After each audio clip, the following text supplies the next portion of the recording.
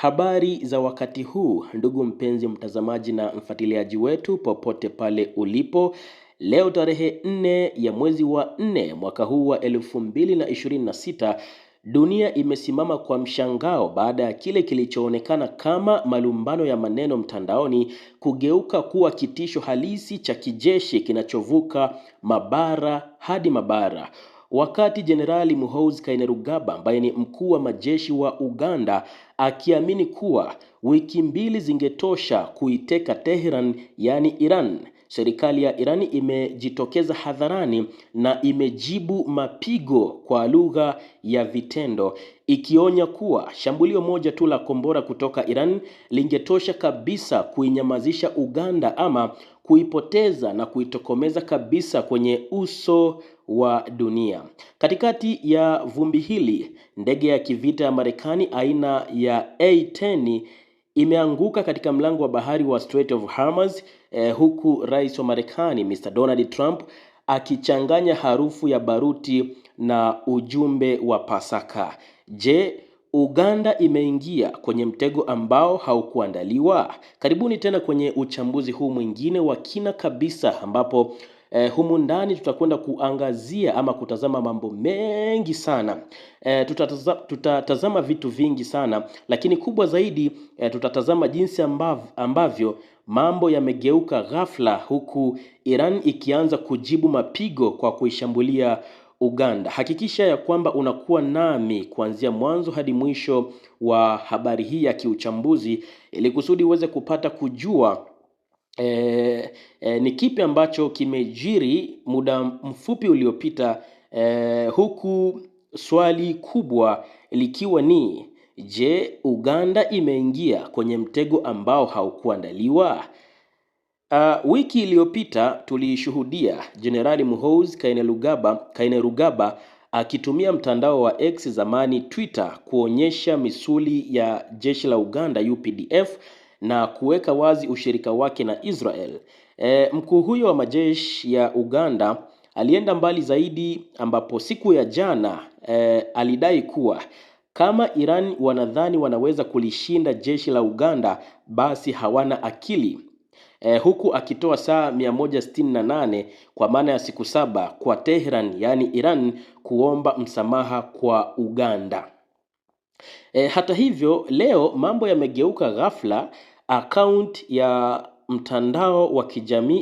yake ya mtandao wa kijamii wa X, yani Twitter, ya kiongozi huyo ama mkuu huyo wa majeshi ya Uganda yenye wafuasi zaidi ya milioni 1 imetoweka hewani. Wakati huo huo, Iran imetoa onyo rasmi kwa Uganda ikisema uchokozi wowote utajibiwa kwa limited missile strikes, yani shambulio la kombora lililopimwa ambalo lingetosha kuleta maafa makubwa kabisa nchini Uganda ama kuitokomeza kabisa Uganda kwenye uso wa dunia. Maafisa wa Uganda, licha ya onyo hilo kutoka Iran, wameshikilia msimamo wao wa kushirikiana na Israel, jambo linaloiweka Afrika Mashariki kwenye ramani ya shabaha ya Iran. Tunapozungumzia Afrika Mashariki, tunazungumzia nchi kama Tanzania, Kenya, Uganda, Rwanda na nchi nyingine ambazo zipo kwenye ukanda huu wa Afrika Mashariki.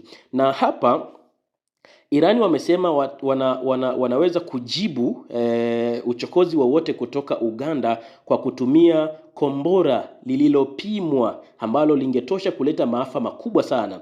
Na kombora hilo linaweza kuleta maafa makubwa si tu Uganda peke yake, kwa sababu ni kombora ambalo linavuka mabara hadi mabara, basi linaweza kuleta madhara makubwa kwa Afrika Mashariki kwa ujumla. Hali ya usalama katika mlango wa bahari wa Strait of Hormuz imefikia hatua mbaya zaidi, ambapo vyombo vya habari vya Iran na Marekani vimethibitisha kuwa ndege ya kivita ya Marekani aina ya A-10 Thunderbolt number 2 imetunguliwa na vikosi vya Iran. Lakini habari mbaya zaidi kwa Pentagon ni jaribio la uokoaji. Helikopta 2 za Marekani zilizotumwa kuwaokoa marubani wa ndege hiyo zimeshambuliwa kwa moto wa Iran. Shirika la habari la Reuters limeripoti kuwa rubani mmoja amefanikiwa kuokolewa, lakini mchezo huu wa paka na panya angani huko unaonyesha kuwa Iran imepania kudhibiti anga lake kwa gharama yoyote.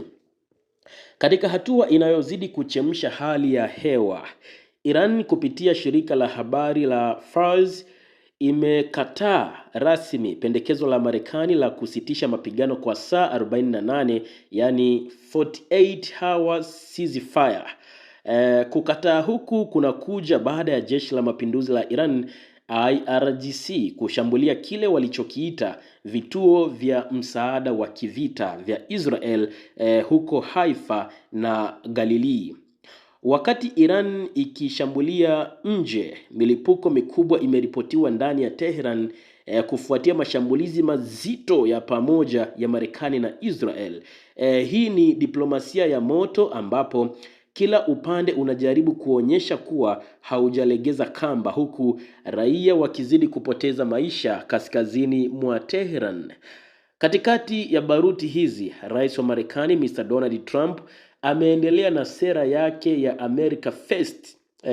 Katika hatua ya kiuchumi amesaini amri ya mtendaji inayoweka ushuru mkubwa, yani tariffs, kwa madawa yanayoagizwa kutoka nje, akizipa upendeleo kampuni zinazozalisha madawa ndani ya Marekani.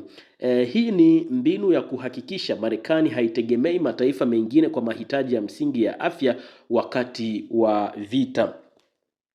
Zaidi ya hayo, Donald Trump ametumia sikukuu ya Pasaka kutoa ujumbe mzito wa kidini, akisisitiza kuwa, namnukuu, ili kuwa taifa kubwa lazima uwe na dini na uwe na Mungu. Kauli hii inalenga kuunganisha jamii ya Kikristo nchini Marekani na duniani kote, ikitoa tafsiri ya vita hivi kama mapambano ya kiimani, yani crusade, dhidi ya mataifa yanayoipinga Israel. Kwingineko, vita hivi sasa vimevuka mipaka ya Iran na Israel. Israel imetekeleza ahadi yake ya kukata njia za mawasiliano kwa kulipua madaraja mawili mashariki mwa Lebanon yanayounganisha miji ya Sohmor na Mashigara. Israel inadai hatua hii inalenga kuzuia uhamishaji wa silaha na vifaa vya kijeshi kwa vikundi vinavyoungwa mkono na Iran. Huko Falme za Kiarabu UAE, mlipuko mkubwa umetokea katika viwanda vya gesi vya Habushan baada ya vipande vya kombora lililonaswa, yani intercepted debris, kuanguka. Tukio hili limesababisha kifo cha mtu mmoja na majeruhi, likionyesha kuwa hata nchi zinazojaribu kukaa upande wowote bado zipo hatarini. Tukirudi kwenye sakata la Uganda, wachambuzi wa wanahoji, je, jeshi la Uganda UPDF lina uwezo wa kukabiliana na makombora ya Iran? Ingawa Jenerali Muhoozi Kainerugaba alionyesha ujasiri mkubwa, ukweli ni kwamba Iran ina teknolojia kubwa sana ya makombora ya masafa marefu, yani kutoka mabara hadi mabara, na drones ama ndege zisizo na rubani ambazo Uganda haina uwezo wa kuizuia kwa sasa. Kutoweka kwa account ya mtandao wa X ya Muhoozi kunatafsiriwa kama hatua ya kidiplomasia ya serikali ya Museveni kumpooza mtoto wake, au ni shambulio la kimtandao, yani cyber attack kutoka Tehran. Vyovyote iwavyo, Uganda sasa imeingia kwenye orodha ya maadui wa Iran, jambo ambalo linaweza kuleta madhara makubwa sana ya kiuchumi na kiusalama kwa ukanda mzima wa Afrika Mashariki. Kwa hiyo kupotea kwa akaunti hiyo ya Jenerali Muhoozi Kainerugaba kunaweza kutafsiriwa kama ni shambulio la kimtandao, yani cyber attack kutoka Tehran, au ni kama hatua ya kidiplomasia ya serikali ya Museveni kumpooza mtoto wake ili kusudi mambo yasiwe mengi. Wakati tunamalizia, naomba tu niwaeleze kwamba dunia inaelekea kwenye kipindi cha giza. Marekani inapoteza ndege na helikopta, huku Israel inakata madaraja ya Lebanon na Iran inatishia kuifukia Afrika. Wakati Donald Trump akihubiri imani na uzalendo wa kimadawa, baruti zinaendelea kurindima Tehran na Tel Aviv huko Mashariki ya Kati. Je, masaa 168 aliyoyatoa Muhoozi Kainerugaba kwa Iran kwa maana ya siku 7 yataisha kwa amani au yataisha kwa radi ya makombora kufika Kampala? Na je, Marekani itakubali kuendelea kupoteza marubani wake bila kuchukua hatua kali zaidi?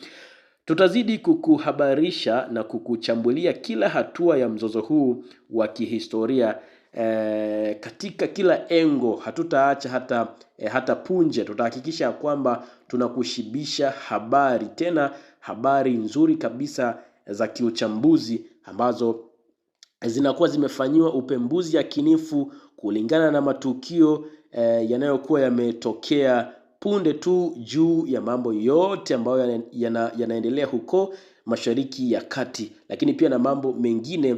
Sisi tuko hapa kwa ajili ya kuhakikisha kwamba tunakuhabarisha kwa habari ambazo zimefanyiwa uchunguzi na zimefanyiwa upembuzi yakinifu kabisa kutoka katika vyanzo vya kuaminika, ili kusudi wewe mfuatiliaji wetu uweze kula habari na kushiba habari ambazo ni zenye uhakika. Asante sana kwa kuwa nami kuanzia mwanzo hadi mwisho wa habari hii. Tukutane tena katika habari nyingine.